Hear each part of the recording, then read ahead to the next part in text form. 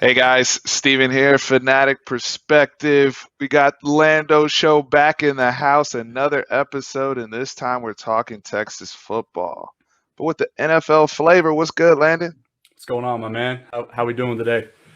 Man, it's Friday. I'm chilling. It can't ask for anything more. We're talking ball, Talking and we're ball. talking we're talking NFL draft, Texas football, two of my favorite things.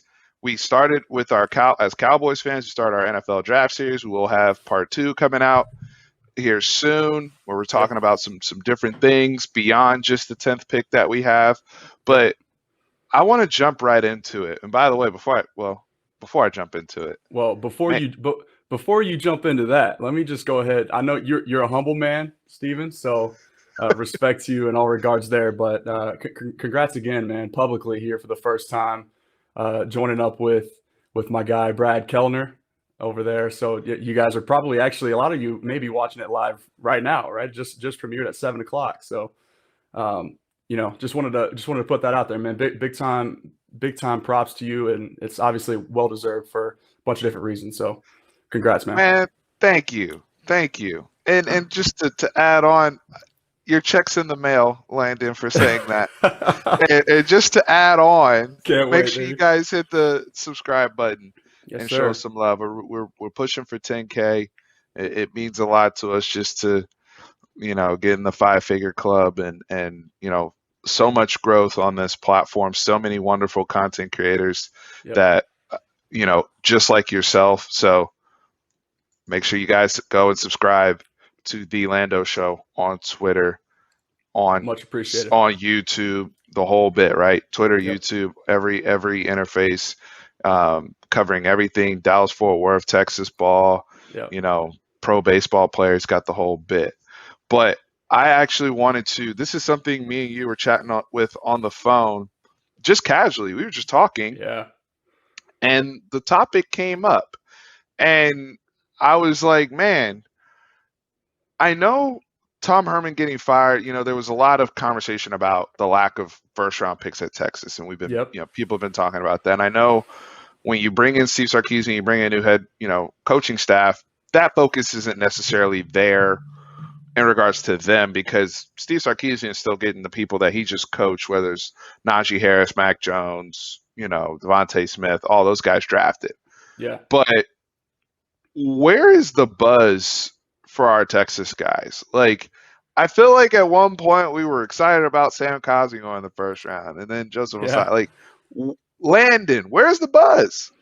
Well, so initially, the two things that kind of popped that jumped straight to my head whenever you beg that question is, first of all, in a year with five quarterbacks, like a heavy quarterback market, right? It's obviously easy to get lost into just the draft discussion within the first round, like the quarterbacks and the pass catchers, right? Those are the sexy picks, and so you've got obviously big time you know situations and positions for obviously Sam Cosmi, the offensive tackle, and Joseph Osai, the edge player, right? So like, cornerstone positions that merits some, quite a bit of discussion, at least in the first round. But then, just Right. talking about, we expect at least five or up to five quarterbacks being taken within the first 10 picks, right? So that's part of the problem. And then you've got some guy named Kyle Pitts. I don't know if you guys have heard of him. obvious, obvious sarcasm there, right? But you got this mini Megatron out here kind of taking over storylines all over the place too. So, if you're not a future franchise quarterback or some guy named Kyle Pitts, then there's it's pretty obvious why there's guys getting lost in the discussion there. So, but I think pointing directly at our two guys here, Sam Cosmi, we'll start off with him. Just the first thing, really, it's that to garner yourself as first round consideration, not only do you have to have the production, but in a world where everything is now measurable in some form or fashion or another, the measurables have to kind of co-align with what people are seeing on tape, what you're putting out there.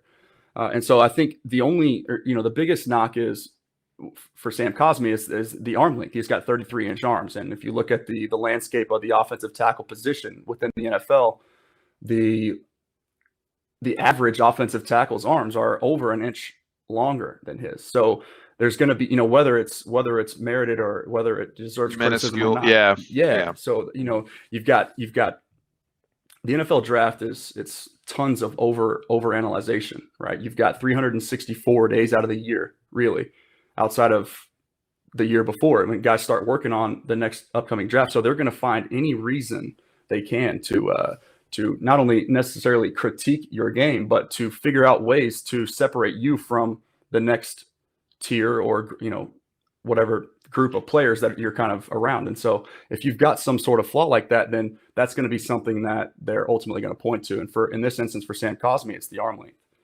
Do you think that Texas on their chest, like perception, school perception, is an issue right now? Because I asked that question because I hear this isn't the first time we've seen this with some guys Yep. And I think with Cosmi, so since we're on that topic, I'm seeing a lot of people, NFL people, making that Connor Williams comp, right? And because Connor Williams has become I would say a good above average player.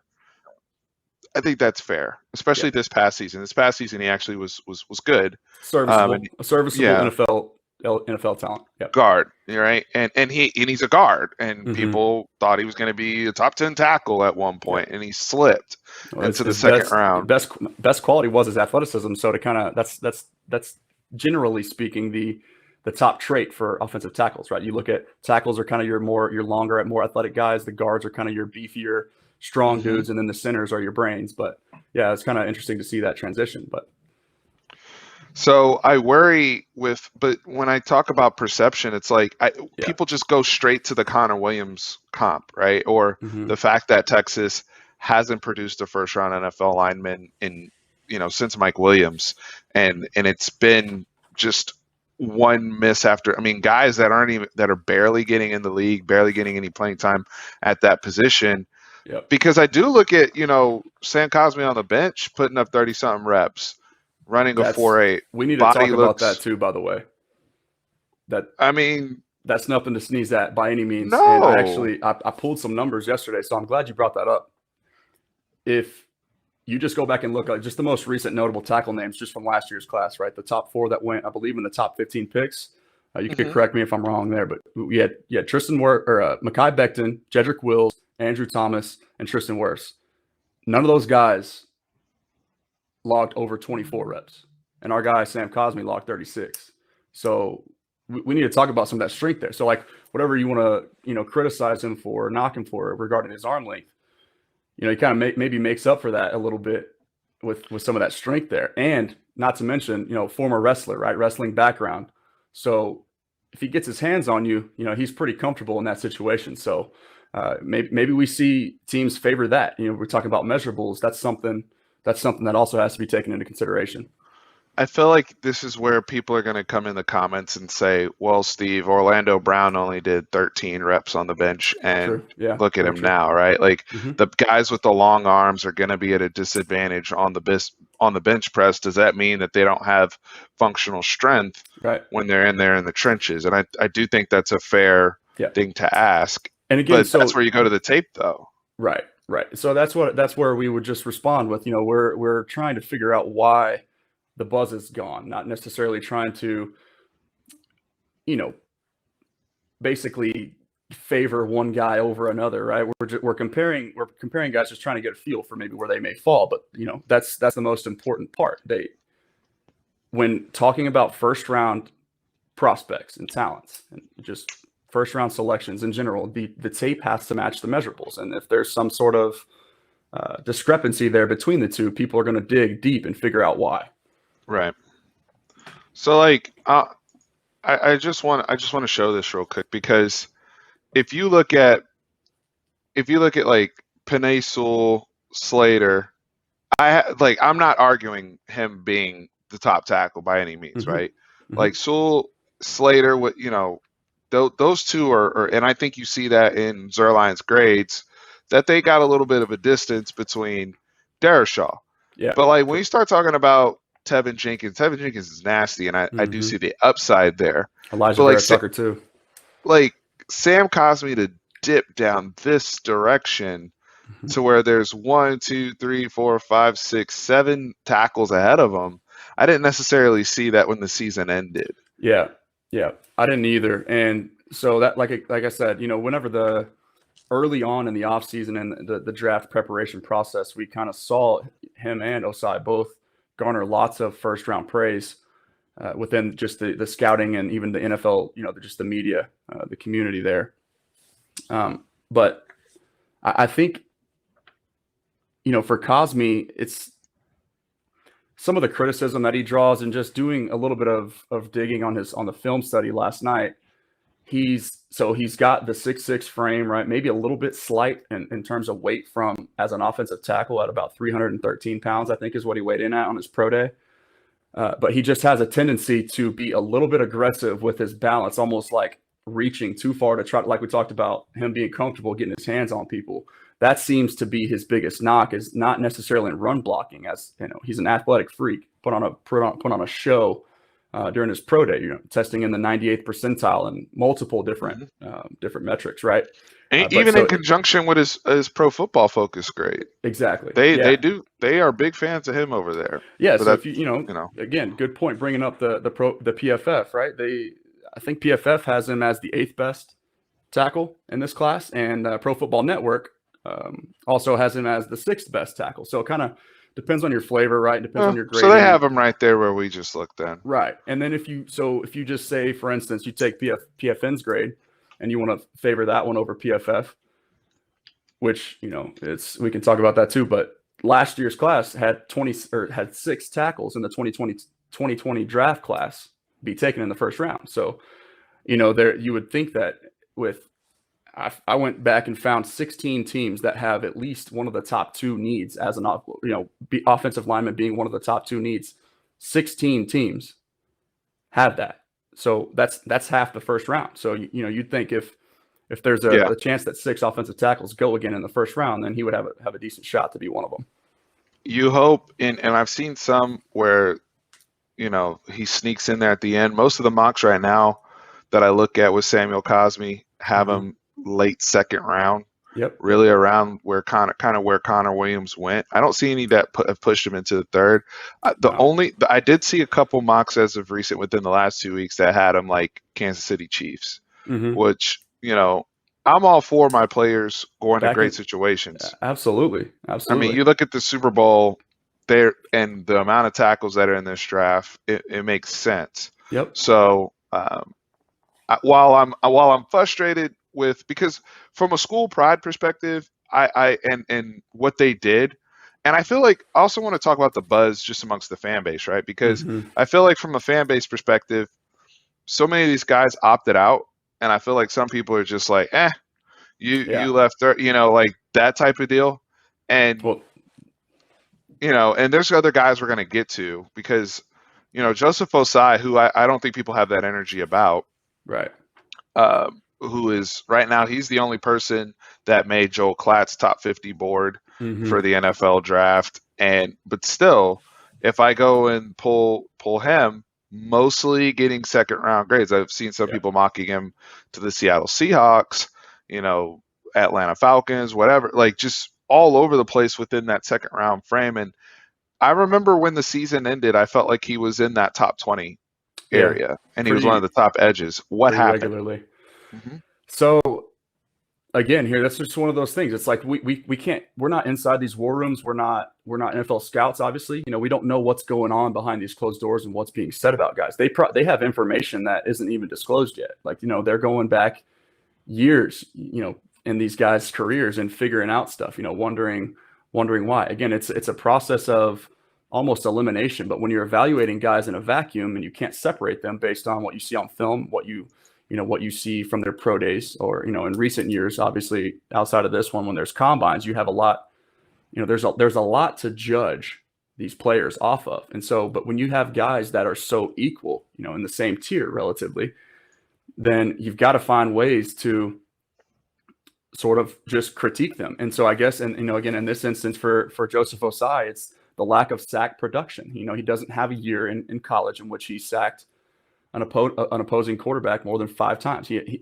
2019 he had 5 sacks to his name. In 2020, same thing, 5 sacks to his name. So when you weigh that amongst the higher end edge rushers that have come out of the draft in recent years, every single one of them is in the double digits at least one of those years in their career in sacks, leading up into their draft eligible season. So, Landon, I can buy that to a certain degree from in most cases, because I do think I agree with you over years. Right. But in this particular draft, there's everybody's kind of clogged together in the edge. There's no like to your point we made when we were talking on the phone. There's no Bosa's in here. There's no Chase Youngs. Young. Yeah, the top guy is a 6.4, and these are just the NFL.com Zerline grades. Do it with it what you will. But the point is, these grades are tight with the top 10 dudes, right? And Oweh didn't have a sack this year. Right. Yeah. Yep. There's not like one guy that's kind of in Jalen Phillips was out of football. He came back. He popped. He was the number 1 overall player coming out of high school. And he figured it out finally. I get the upside. The Rousseau thing. He didn't even play football last year. Joseph Osai is All-American. Yep. And granted, old boy that came out of Utah last year that the Cowboys drafted was an All-American, and he went in the 6th round. So I'm not saying because you're an All-American and all the production there, you automatically go up there. But Joseph Osai it's got to carry some weight, though. To your it's point. got to carry some weight. Yeah. He played 1 year on the edge and was a consistent All-American. We need to talk about that, by the way. Yeah. Go in. So here's the biggest thing that maybe only Texas fans are going to pay closer attention to and give him the credit for, right? We talked about in depth.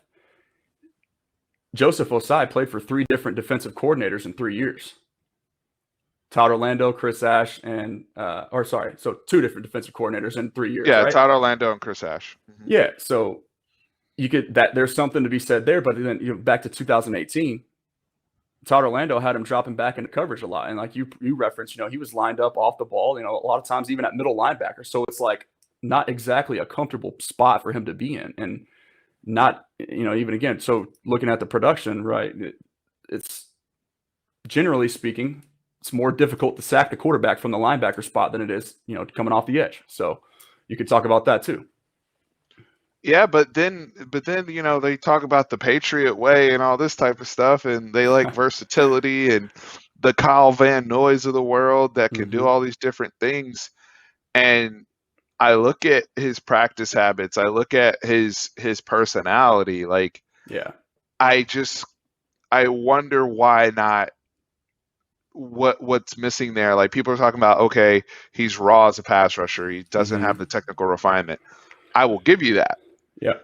But there's also upside there that I feel like other people are getting credit for that he's not. Yeah. So there's something that maybe we're not seeing here. But, again, somebody else may point to, I would be one that would say, well, if you want to talk about ceiling here, if you're going to take a shot on a guy in the first round, a lot of times top 10, you're wanting a safe pick. But anything outside of that, at least, in the back end of the first round, you can reach for ceiling there. And so ceiling would be, to me, I would point to Joseph Osai as my first guy, talking about this dude didn't even know what football was until the age of 10. I don't think he saw a single game or played the sport until he was 10, and then didn't play, so grew up a soccer player.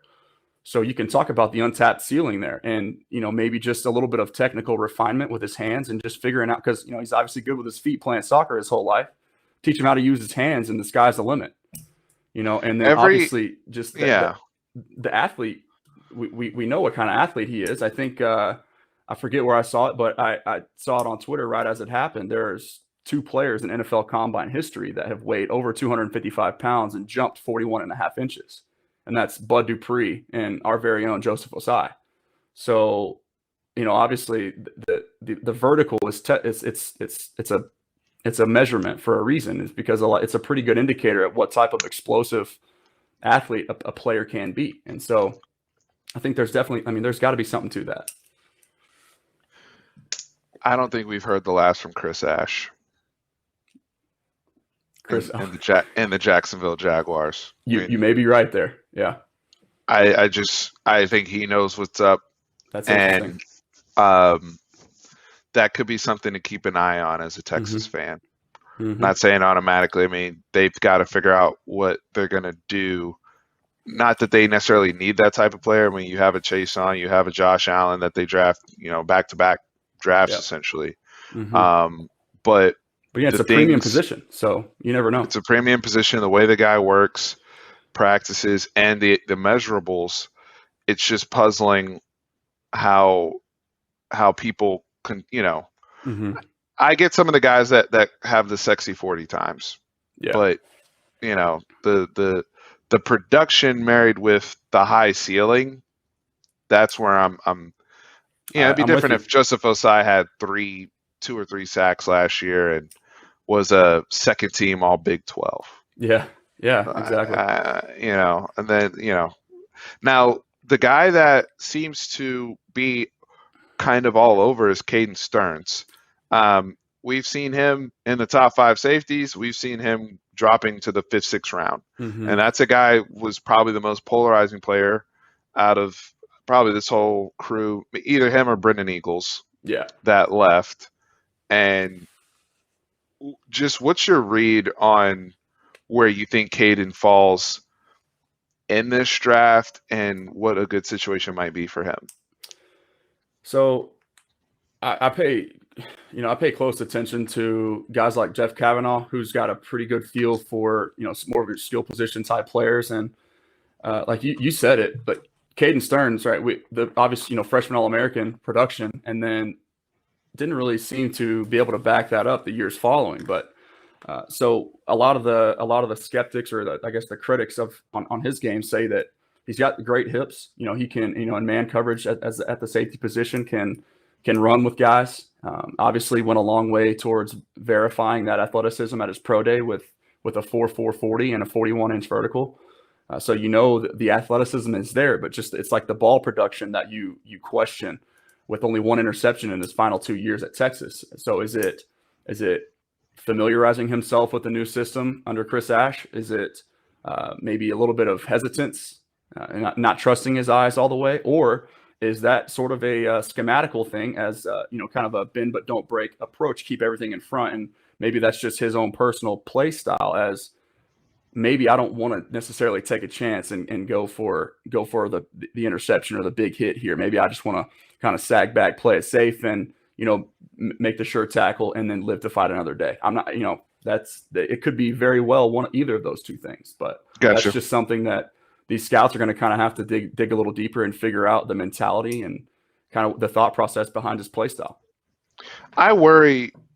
So if we've seen so much of Caden Stearns, Yeah, and I feel like people automatically are like, because he had a downward trajectory from his career perspective in terms of productivity and how he looked on film. A lot of people are going to say, well, he's there's got to be a whole bunch of dudes better than him, and yeah. we know grade wise, some people are higher on him than others. Some people are more so looking at the upside or the tools, Yeah. or even how he interviews, cerebral, all that type of stuff. Mm-hmm. But for me, the red flags is just the body. Yeah. And the angles fragility of the fragility, and as well as the angles. I think the angles tackling, that's a big problem. I think that's a big problem that he's got to get corrected, and became more of an issue as he went along. I will defend Caden Stearns from the standpoint of having to move all over the place and probably never really finding a true home and position after playing a lot of field safety his first year and seemed to having a good command of that. I do think he has better ball skills than he probably showed at Texas. I agree. I mean, we saw that even from Brandon Jones on the Dolphins last year, where you saw a better uptick.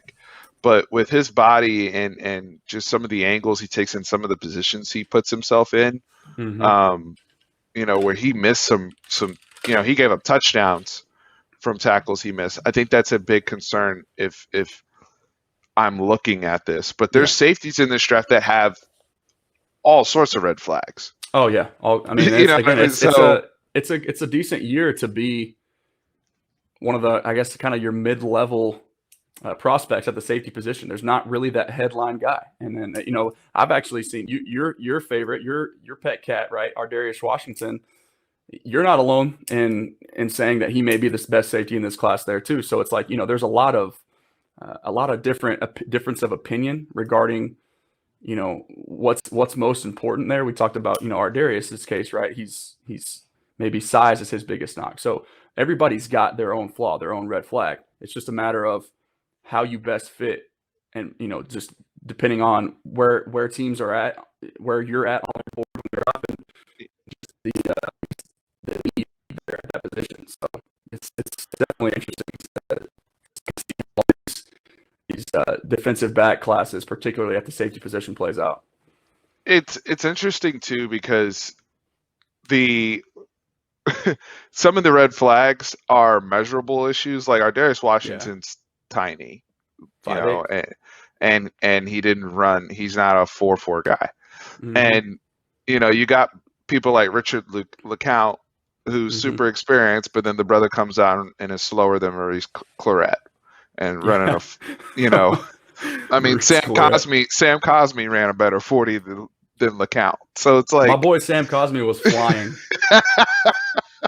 as fast as Sam Ehlinger. So I don't know what to Roughly, do with this. I mean, Sam. Yeah, they're pretty much the same 40 time. Speaking of Sam Ehlinger, I know we're 26 minutes into this thing. We haven't even mentioned him. I'm gonna put this up here. He deserves better. Apologize, Sam, if you're watching.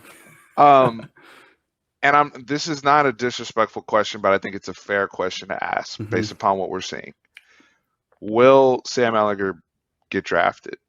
It's a totally fair question. And as a realistic Texas fan, I would say that, you know, day 3 at best is going to be the type of situation that we're looking at here. Day 3, meaning obviously between rounds 4 through 7. And again, so this is the type of thing that you're talking about, from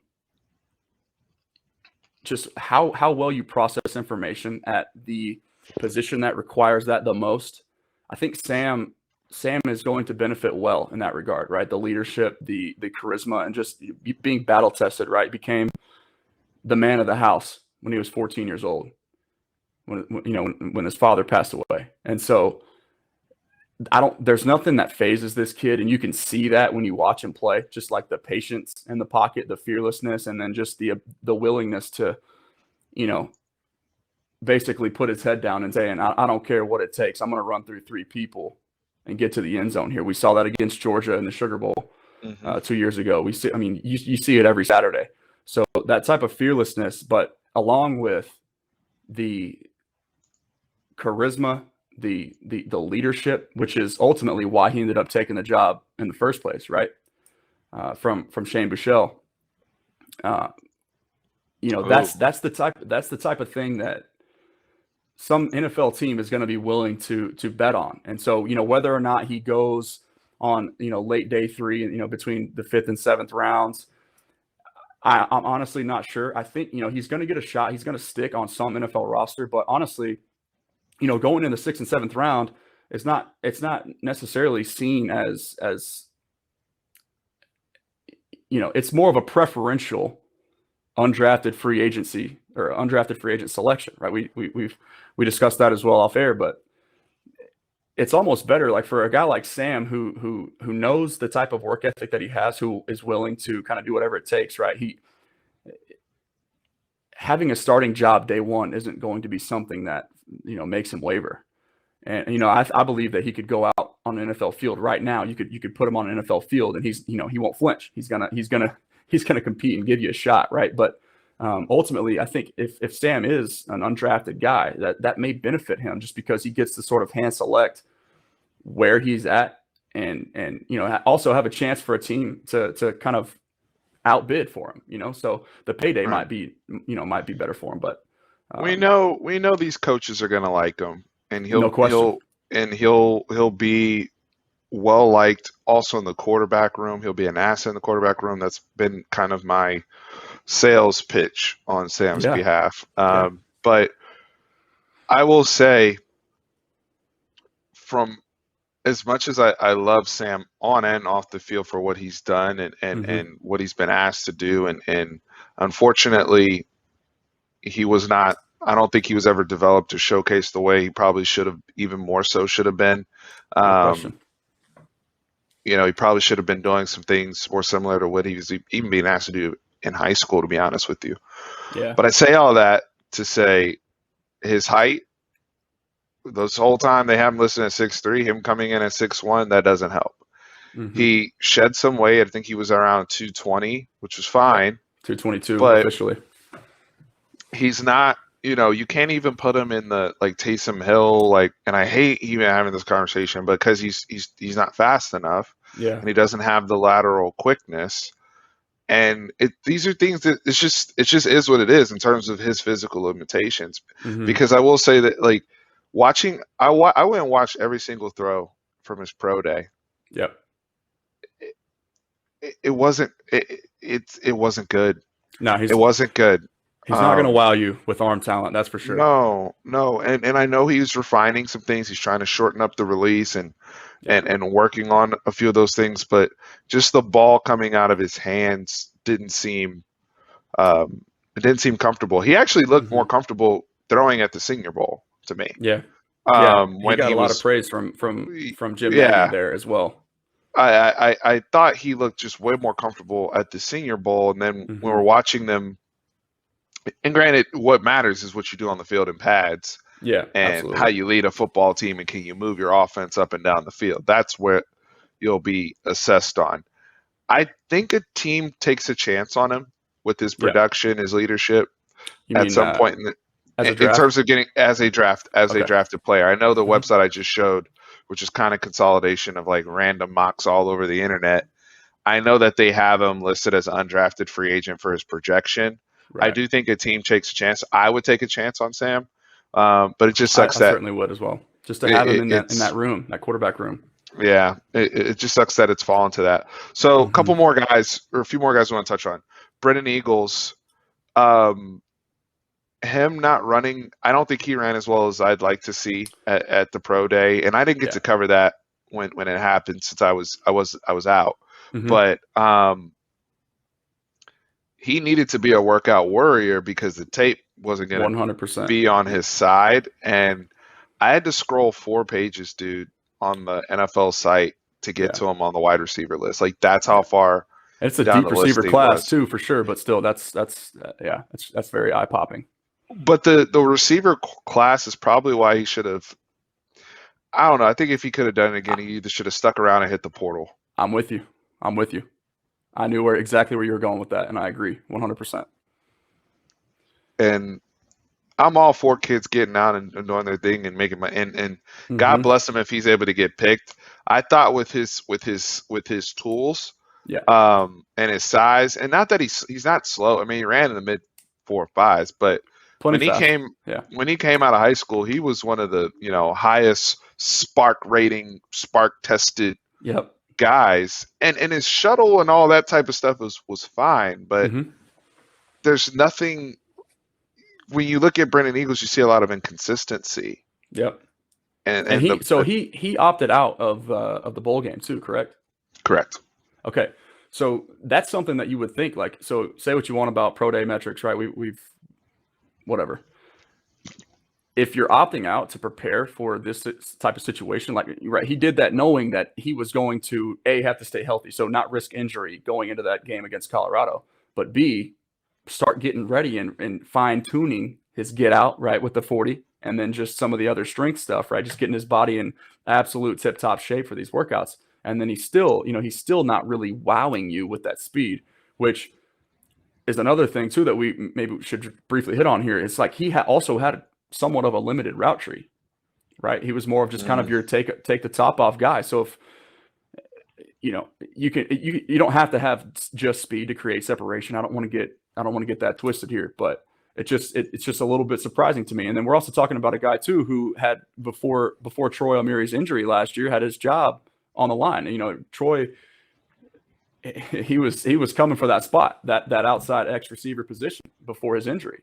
And so, you know, maybe Brennan Eagles does come back if Troy's able to stay on the field, or maybe ends up in the transfer portal somewhere. But, you know, I hope it works out for him in some form or fashion. Somebody taking a shot on the size and kind of the go-get ability just with the, just his frame, right? But the speed certainly there was a little bit surprising to me. I always anticipated him being more of your 4.4 type of runner.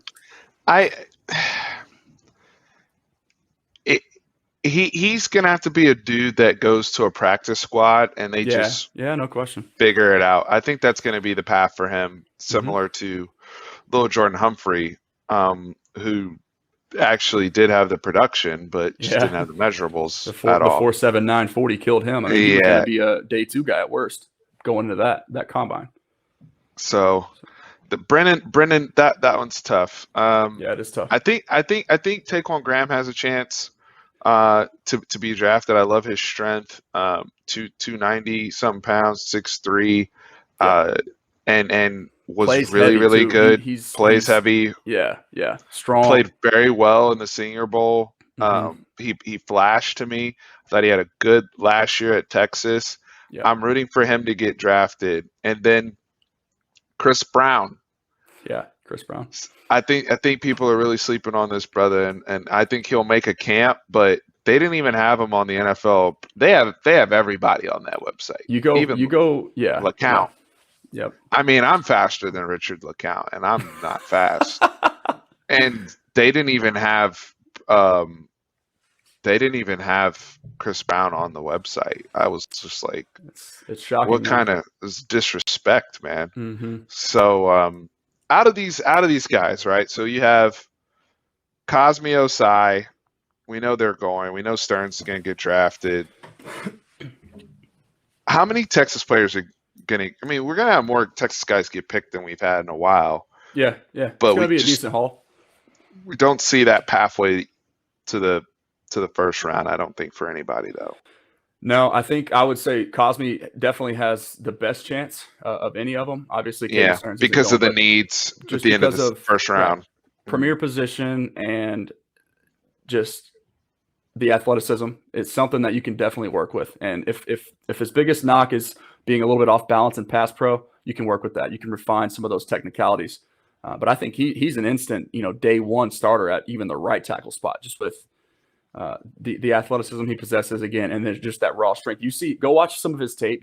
The first thing you will notice is the angles that he creates. Like he is so smart at the second level, and just as a run blocker, you'll see him take these incredible angles and be able to reach multiple defenders, kind of just at once. And it's just you can tell he understands what's going on. Yeah. He's a fun dude to watch, and somebody that I would definitely anticipate having a chance for sure as being a day 1 starter in the NFL. Whether that's on the left side or the right side, I would guess it would probably be something that you want to make sure that before you throw him in there day 1 as protecting your franchise quarterback's blind side, you want to make sure. But I think he's going to have an instant impact on day 1 from the get-go. All right, I'm going to go first because this is where I want to end. Okay. Because I don't think Chris Brown's going to get drafted, and I don't think Brennan Eagles is going to get drafted. I do think Sam Ehlinger is going to get drafted. Okay. But I wouldn't say these are hot takes. Mm-mm. Is there any hot take that you have out of any of these guys? My hot take would actually be that Kaden Stearns is going to go day 2. Somehow, some way, somebody's going to jump up there and take him day 2. And I think at this point, with some of the red flags I outlined earlier, I think that would be a bit surprising, but that's my hot take. What's yours? I don't think I actually have a hot take here, but I want to build off of what you kind of just said there. Teams more than ever are prioritizing coverage, and if that's the one thing that Kaden Stearns, or if there's one thing that you can point to in Kaden Stearns' game, it's the cover ability, the range. Like we've known that since his freshman year, that he's got the ability to play. Like even if he's running, the deep safety in a cover 3 scheme. Like if he's playing center field, he's got the ability, he's got the hips and the closing speed to get to both sides of the field. But I would say just that you can teach a guy how to tackle if that's your biggest question mark, but teams are going to prioritize coverage now more than ever. And so just to say that Kaden Stearns, again, pointing back to Jeff Kavanaugh, who's got him on as one of his top 5 safeties, to say that he is going to go on day 2, I don't necessarily think that's out of the question, and something that I could definitely see happening too. If a team really just kind of falls in love with his size for one thing at the free safety position, and just the range, being able to just flat out cover. So, well, we wish all these guys the best. I'd like to see more buzz generated. Hopefully, you guys can get talking in the comments as we, as Landon and I are trying to figure this out and navigate through. And I know the video is kind of weird that we're doing, where we're just asking a lot of questions because it's been so quiet since we, out of sight, out of mind. I know for Texas fans, we've transitioned to the Steve Sarkisian era and recruiting and all this type of stuff. But, reputation matters at the next level, and that is a recruiting tool within itself. Absolutely. Regardless of staff, right? Like just the perception, people seeing that Texas drafted, right, and those guys going, it does mean something. Yeah. And so I think that is something we have to pay a little bit more attention to. For sure. I mean, we need to see guys like Joseph Osaya and Sam Cosmi especially go on day 1, so that guys like Devon Campbell or Devon Campbell, Cam Dewberry, and Kelvin Banks, right, all these big time up and coming 2022 class guys, they see these first round, that it is possible for a big boy in the trenches to come through Texas and go on day 1. So that's important. I know that they'll say, hey, well, those that was Herb Hand's guy, or that was Coleman Hudson's guy, whatever. Like tons of different variables. Kyle Flood is that whole thing, but at some point it needs to be Texas. It needs to be there's been multiple staffs across here, and Mike Williams is still the last one, so it needs to be another guy. That's crazy. At some point, that's the point. So, Landon, where can the people find you? Plug your stuff, man. Yeah, you can find me. I think it's linked here on the background at the Lando Show, TheLandoshow. That's on YouTube and on Twitter. And so, I'm constantly putting out Dallas Cowboys content, constantly putting out Texas Longhorns content, and, teaming up with guys like you, man. So I appreciate you helping me out, and we're just doing the best we can, trying to keep the people informed and shed the good news, man. Absolutely. Man, we appreciate you so much for joining. We're going to have another conversation for our part 2 Cowboys draft series. Absolutely. But yeah, man, you guys out there, let us know any thoughts you have regarding the draft. Let's support our guys these last couple weeks heading into draft season. Very important to me. I know it's very important to Landon. Sending these guys off in the right way and making sure they end up in the best situations possible so we can root for them on Sundays. Guys, appreciate y'all. Landon, thank you. Horns always up. Horns always up, baby. Hook 'em.